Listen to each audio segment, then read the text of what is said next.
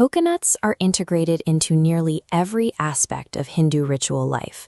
They are cracked open at temples, during new business launches, and even when buying a new car to bless the start of a journey. This common fruit appears to be a peaceful, mundane offering to the modern eye.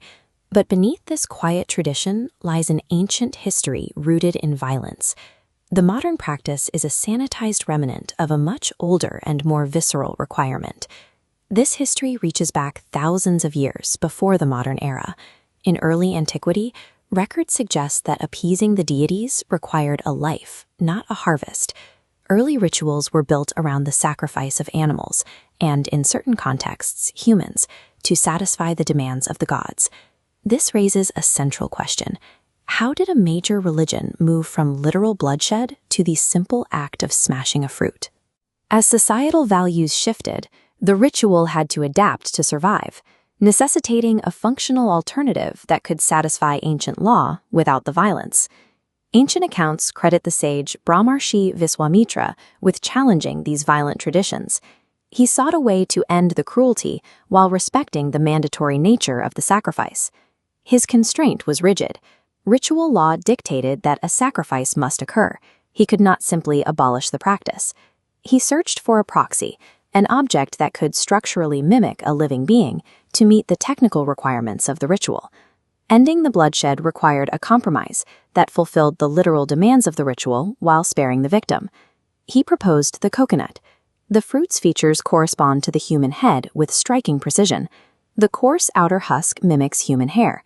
Underneath, the hard inner shell structurally matches a human skull. At the base, 3 dark spots align with a human face.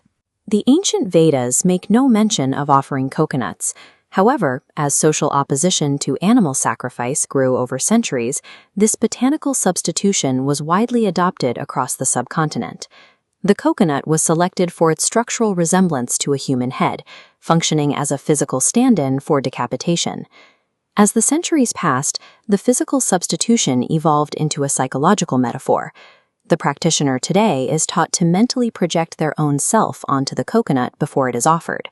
The hard, impenetrable shell represents the human ego and the weight of accumulated bad karma. Breaking the fruit by shattering it on the ground represents the destruction of those internal barriers. The ritual focus shifted from offering a physical life to the gods to offering up one's own ego for destruction. This shift is finalized by focusing on the 3 eyes at the base of the shell. While there are 3 spots, only the middle eye can be pierced to release the water inside. This specific eye corresponds to Lord Shiva's 3rd eye, the center of cosmic knowledge and spiritual vision. Reaching the pure water inside represents the attainment of spiritual clarity, which is only possible once the shell of the ego has been broken.